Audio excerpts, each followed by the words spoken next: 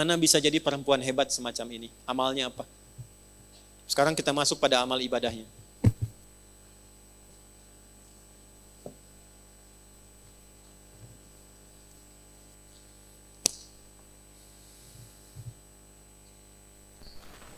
Jadi kalau ibu ingin naikkan level, mendekati Sayyidah Aisyah, ya, kan ada level ingatan tuh 4 ya Bu.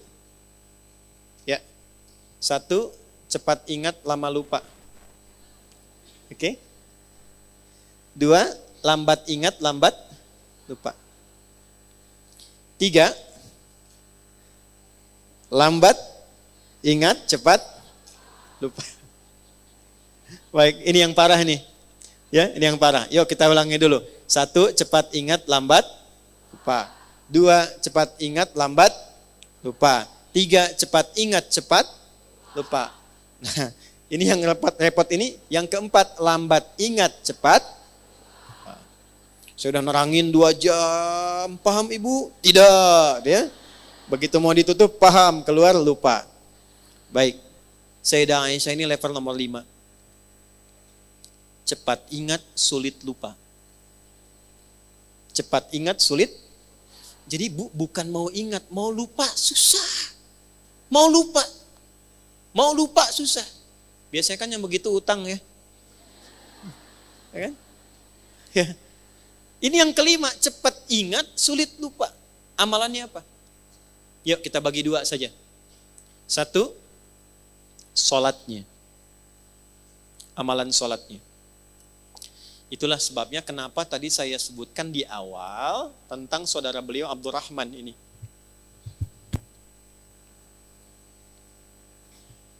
Sepeninggal Nabi SAW, Sayyidah Aisyah itu masih konsisten mengerjakan semua arahan Nabi. Saya ulang.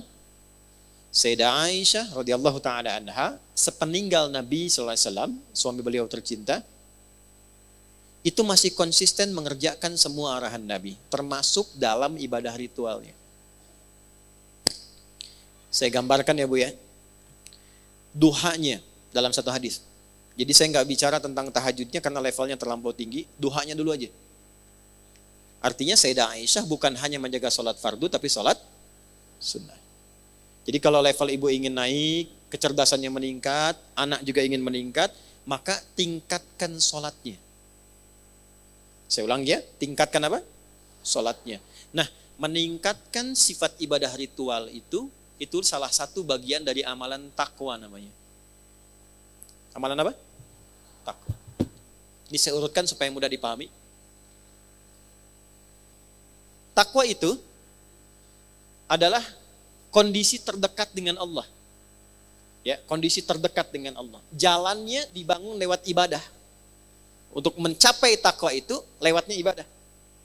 Salah satunya sholat. Salah satunya sholat. Disebutkan kalimat takwa dan derivasinya, turunannya, itu sebanyak 240 kali dalam Al-Quran. Di antara penyebutan itu, ada yang menunjuk jalan-jalan takwa. Di antaranya sholat. Al-Baqarah ayat 2-3. Dzalikal kitabu la hudal lil. Siapa muttaqin orang takwa di ayat itu? Ayat 3-nya, alladzina yu'minuna bil ghaibi wa yuqimunas. Baik, dan dia konsisten meningkatkan sholatnya. Poin saya bukan di kalimat terjemahannya. Poin saya lihat sini. Coba ibu bedakan tulisan sholat di ayat 3 di Al-Baqarah dengan ayat 238. Ketika kita membuka Quran surah kedua Al-Baqarah di ayat 238, saat Allah berfirman, Hafizu ala salawati. Tulisannya begini. Alif, lam, sad, lam, wawu, alif, ta maftuhah. Begini. Salawat. Silahkan cek di mushaf.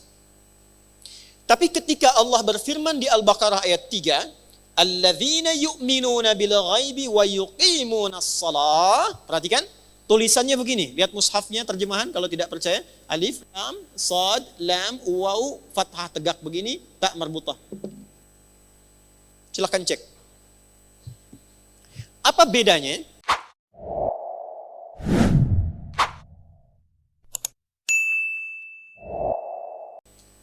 Jika kita mengacu kepada Al-Baqarah ayat 238, hafidhu 'alas salawat, begini, ini maksudnya salat fardu.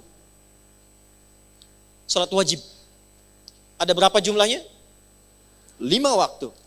2, 4, 4, 3, 4. Itu rumusnya. 2 subuh, 4 zuhur, 4 asar, 3 maghrib, 4 isya. 2, 4, 4, 3, 4. 5 waktu. Banyak tidak? Banyak, karena itu jumlahnya 5 kan? Jama'. Tapi kalau ibu ingin menambah dari yang fardu itu dengan tambahan sunnah, sebelum subuh ada 2 rakaat. Sebelum zuhur ada 4 rakaat. Nggak sampai 4 bisa 2. Setelah zuhur 2 rakaat. Setelah maghrib 2 rakaat. Setelah isya 2 rakaat. Malam tahajud. Nah kalau itu ditambahkan pada yang fardu, bukan sekedar yang fardu saja, maka robah kalimatnya dari ciri yang pertama begini kepada bagian yang kedua begini. Alladzina yu'minuna bil ghaibi wa yuqimunas. Nah ini bentuk yang kedua. As-salah, alif, lam, shad, lam, waw, fathah, tegak, tak marbutah. Nah, orang takwa di Quran itu disifatinya dengan yang ini, yang kedua. Jadi ketika ibu ingin meningkatkan diri menjadi pribadi lebih takwa, naik levelnya, yang Allah tantang, challenge dari kita adalah naikkan dari yang fardu. Kalau salat 5 waktu itu wajib. Jadi yang tidak ingin naik level pun tetap 5 waktu juga. Ibu pengen levelnya naik, tapi jumlahnya tetap sama. Apa bedanya dengan yang standar? Jelas? Nah, ketika disebutkan naikkan takwanya, tingkatkan takwanya, salah satu caranya sholat. Begitu ini optimal, naik. Apa kaitan takwa dengan kehidupan kita? Tadi saya contohkan Sayyidah Aisyah begitu tinggi ilmunya. Hubungan takwa dengan ilmu ditemukan di Quran surah kedua Al-Baqarah. Di ayat 282, satu-satunya ayat paling panjang dalam Al-Quran. Lihat langsung ke bagian bawah paling pojok sebelah kiri. Lihat ujung ayatnya. Quran surah kedua Al-Baqarah ayat 282 sebelah kiri, lihat ujung paling bawah. Wattaqullah, tingkatkanlah takwamu kepada Allah, wa yu'allimukumullah. Semakin meningkat takwamu, Allah tanamkan, ajarkan dan tambahkan pengetahuan pada dirimu. Jadi akselerasi, percepatan pengetahuan itu bukan hanya ditempuh dengan ikhtiar kita untuk menghafal dan belajar. Kalau pengen cepat dapat aksesnya, dekati pemiliknya. Yang punya ilmu siapa? Allah. Yang punya harta siapa? Allah. Ya, alhamdulillah Allah titipkan pengelolaan sebagai amanah tempat ini kepada Bu Anita. Punya akses dengan Bu Anita, cepat nih bisa pesan tempat nih. Bahkan kita bisa pesan, Bu, kalau bisa besok-besok di depan ada domnya ya. Supaya yang di luar itu misalnya bisa lebih nyaman, sepakat? Insya Allah jadi pahala misalnya ya. Nah, itu bisa lebih cepat diwujudkan. Ketimbang saya bilang sama Teh Nanet, ya, atau Bu Novi misalnya. Kenapa? Karena aksesnya cepat. Sekarang Anda bayangkan yang punya ilmu siapa? Kalau kita mendekati Allah, maka Allah sendiri yang menyampaikan, aku berikan percepatan tambahan pengetahuan. Di luar batas standar manusia. Itulah sebabnya orang dulu tuh tahu betul, kalau ingin cepat pintar yang diajarkan, sholat dulu, Bu. Pernah dengar Abdullah bin Mas'ud? Abdullah bin Mas'ud itu belajar bahasa Persia, dan Ibnu Abbas itu belajarnya cuma 3 hari. Langsung menguasai bahasa asing, 3 hari. Pernah dengar Ibnu Sina? Avicenna? Ya kan, bapak kedokteran? Avicenna itu ibu bapaknya paham betul tentang fikih ini. Ini ada nasabnya. Maka dari kecil yang diajarkan cuma 2, Quran dan sholat, Quran dan sholat. Avicenna cek di sejarahnya, kalau lupa sesuatu itu bukan buka buku. Datang ke masjid, sholat 2 rakaat dan ingat apa yang tadi terlupa. Semua. Makanya kalau ibu cek, kenapa Nabi mengajarkan pada orang tua dengan ketat, dari kecil anak itu ajarkan sholat. Pernah dengar hadis ini? Usia 7 tahun ajarkan anakmu apa? Kalau 10 tahun masih bandel maka lakukan apa? Pukul. Bukan. Itu terjemahannya kurang tepat, bukan dipukul. Ya, bukan dipukul. Terjemahannya adalah berikan pelajaran yang membuat dia mengerti. Doroba itu bukan hanya memukul, asalnya memberi pelajaran, memberi contoh. Doroba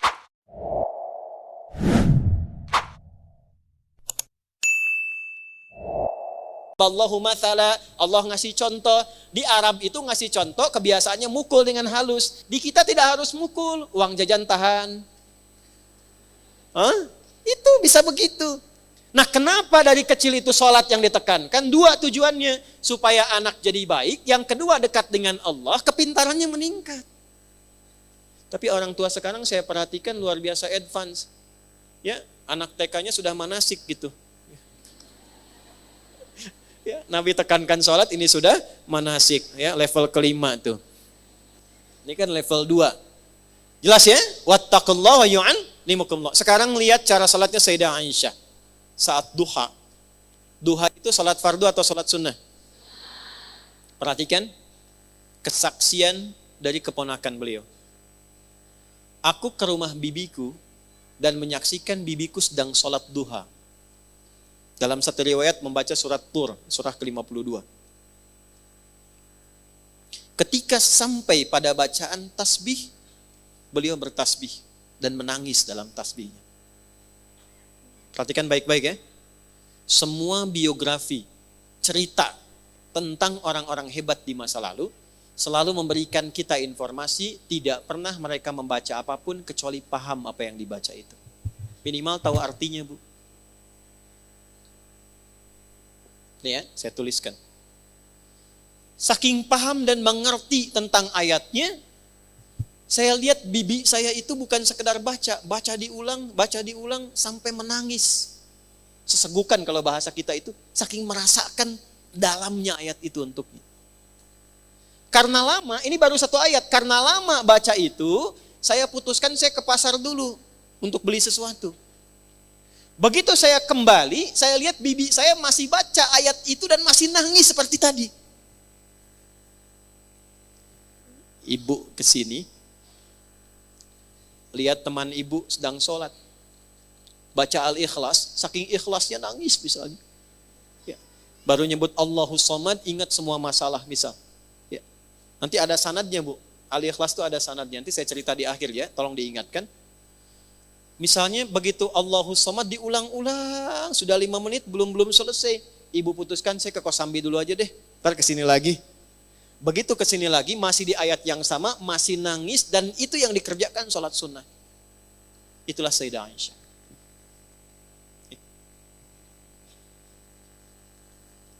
Nah, jadi kalau sekarang kita berpikir ingin menaikkan level dan meneladani ini, cara pertamanya adalah satu, jangan biarkan semua ibadah kita itu hampa makna. Jangan biarkan tidak mengerti apa yang kita kerjakan dan kita lakukan dalam ibadah kita. Karena di Islam itu unik, semua ibadah itu ada artinya, Bu. Ada petunjuknya. Ini sindiran yang halus dari Allah ya, bukan dari saya. Di Quran surah ke-29 ayat 45. Bahasa tafsirnya gini, ini nggak ditemukan di terjemahan. Bahasa tafsirnya, maaf, akan ditemukan orang sholat yang tidak paham, tidak mengerti apa yang dibaca dan dilakukan dalam sholatnya. Saya bacakan ayatnya. Utslu ma uhiya ilaika minal kitab. Utslu. Kalau ibu buka mushaf, di situ terjemahannya bacalah. Coba lihat, utslu terjemahannya apa? Bacalah. Ada yang bawa mushaf? Terjemahannya apa di situ? Bacalah kan? Utslu, tahan. Utslu, bacalah kan? Baik, sekarang saya tanya, wahyu pertama turun apa? Iqra, apa artinya Iqra?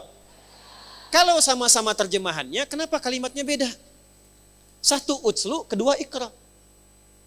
Bu, kalau Iqra, tuh Iqra. Dari kata kiro'atun, artinya baca tanpa menuntut paham, yang penting baca. Jelas? Kalau utslu dari kata tilawah. Tilawah. Punya 3 arti. 1, baca. 2, pahami yang dibaca itu. 3, amalkan sesuai pemahaman dari bacaan tadi. Baca, pahami, amalkan, kerjakan. Itu tilawah. Baik. Kenapa wahyu yang pertama bacaannya Iqra bukan utslu? Karena Nabi itu nggak pernah belajar baca, apalagi paham. Nggak pernah sekolah, nggak pernah baca, ummi sifatnya.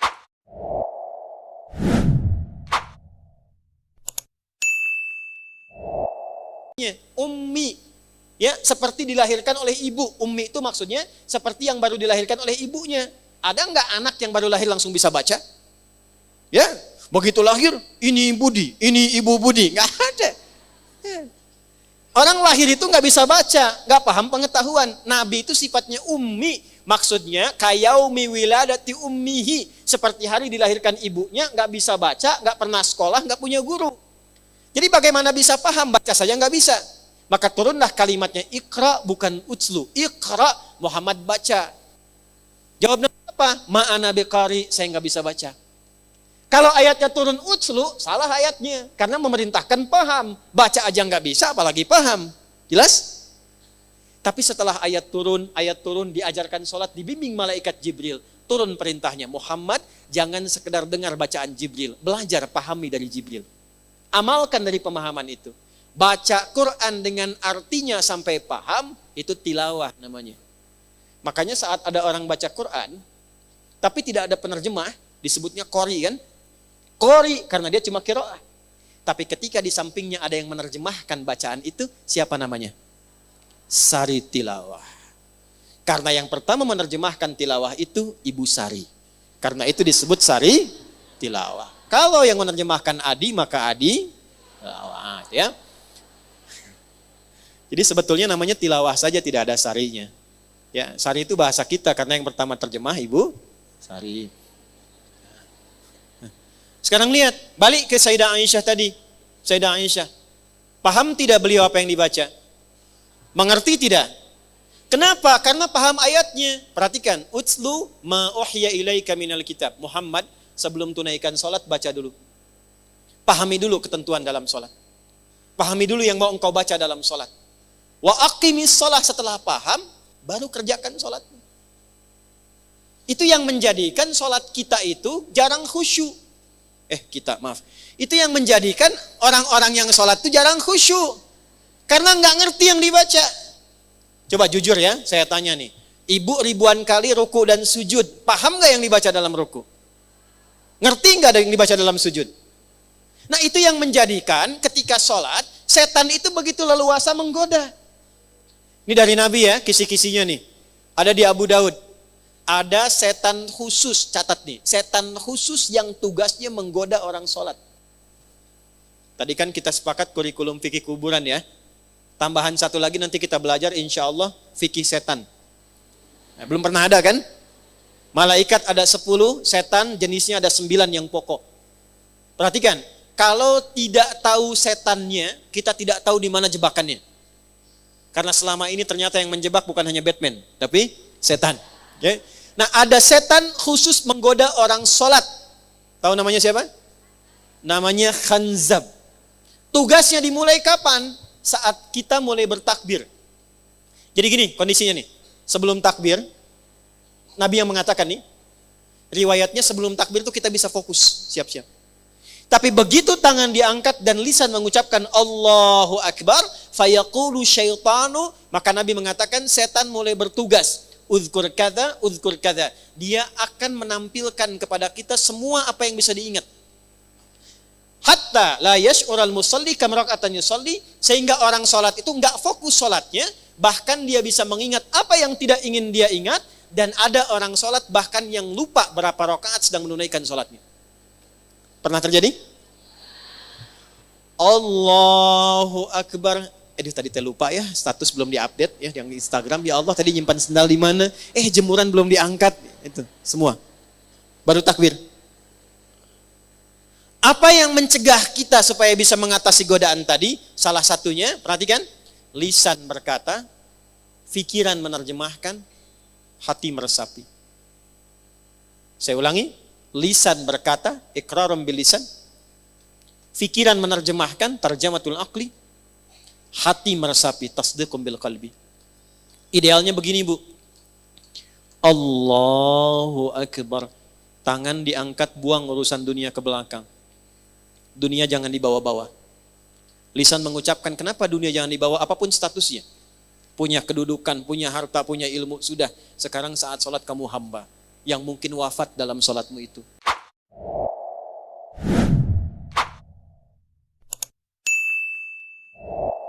Buang semua dunia ke belakang. Katakan hanya Allah yang paling agung. Perhatikan baik-baik. Kalimat ini begitu diucapkan Allahu Akbar, terjemahkan di pikiran kita supaya setan tidak sibuk mengganggu pikiran kita. Ya Allah, Engkau yang maha agung. Lalu resapi dengan hati, katakan dalam hati, ya Allah, aku taubat selama ini bahkan sebelum sholat, mungkin merasa yang paling hebat, merasa yang paling agung, merasa yang paling besar, yang paling hebat dibandingkan dengan suami, yang paling agung dibandingkan dengan teman, yang paling perkasa dibandingkan dengan tetangga. Aku taubat ya Allah. Itulah sebabnya ketika mengatakan Allahu Akbar, selanjutnya Allahumma ba'id baini wa baina khatayaya kama ba'adta bainal masyriqi wal. Perhatikan, ya Allah, aku mengakui dalam sholat pun ini, aku masih banyak dosanya. Masih banyak salahnya. Itu baru takbir. Lu digambarkanlah kemudian apa yang kita bawa itu dan berharap rahmat Allah. Karena panggilan sebelum sholat itu panggilannya begini. Wa annahum ilaihi raji'un. Hai orang yang sholat, Al-Baqarah ayat 46. Al-Baqarah ayat 46. Hai orang yang sholat, kalau pengen khusyuk, rasakan mungkin ini panggilan terakhir dalam sholatmu. Mungkin dalam sujudmu engkau wafat. Itu kata Allah. Makanya imam di Kalimantan yang imamin subuh kemarin sungguh beruntung tuh. Begitu sujud meninggal. Kan sebelum sholat dipanggil dulu kan? Ya. Ibu Siti, ada Siti di sini? Ada. Ibu Nia ada? Dah, ini pasti nggak ada. Ini pasti nggak ada. Ibu Sisuka pasti nggak ada. Oke? Ibu Sisuka dipanggil Allah, artinya apa? Hah? Meninggal. Kita 5 kali setiap hari dipanggil oleh Allah. 5 kali. Pasti meninggal tidak? Tahu waktunya kapan? Mungkin hari ini? Kalau sudah tahu mungkin meninggal hari ini, kenapa masih sibuk dengan dunia? Kenapa kita tidak kelola dunia itu untuk mendapatkan ridho Allah? Maka dibalik, salatnya Bunda Aisyah, Sayyidah Aisyah radhiyallahu taala anha, tidak pernah mengucap sesuatu kecuali paham apa yang diucapkannya. Dan itu yang mengajarkan siapa? Bapaknya. Bu Abu Bakar itu diminta oleh Nabi jadi imam, selalu menolak jawabannya. Jangan saya Nabi, jangan saya. Kenapa? Karena beliau itu kalau sudah takbir, itu langsung nangis. Nyambungnya itu lama. Bayangkan, sahabat Nabi, dekat dengan Nabi, kecil gaul dengan Nabi, dewasa jadi sahabat Nabi, mengeluarkan semua hartanya untuk Nabi, berjuang dengan Nabi, wafatnya dikubur di samping Nabi, anaknya jadi menantunya, ya, anaknya nikah dengan Nabi, Nabi menantunya di surga bersama Nabi. Itu masih punya pribadi saat takbir, baru baca takbir, langsung gemetar tangannya nangis karena merasa masih ada dosa dalam dirinya. Ya Allah, saya masih banyak dosa. Ya Allah, makin banyak orang mengagungkan saya, padahal saya baru mengatakan Engkau yang paling agung. Sementara orang menganggap saya hebat, mengagungkan saya, menganggap saya punya kuasa, menganggap saya punya harta. Saya tobat ya Allah, saya masih banyak salahnya. Itu Abu Bakar. Dan diwariskan sifat itu pada putrinya. Diwariskan pada siapa? Putrinya. Maka cara yang pertama, tingkatkan takwa, belajar ini, coba mulai sekarang perbaiki sholatnya. Gak usah dipaksakan semua dulu, satu-satu. Satu-satu. Sekarang saya pengen belajar tentang takbir. Apa maksudnya, apa artinya, apa hikmahnya, praktekkan dalam hidup.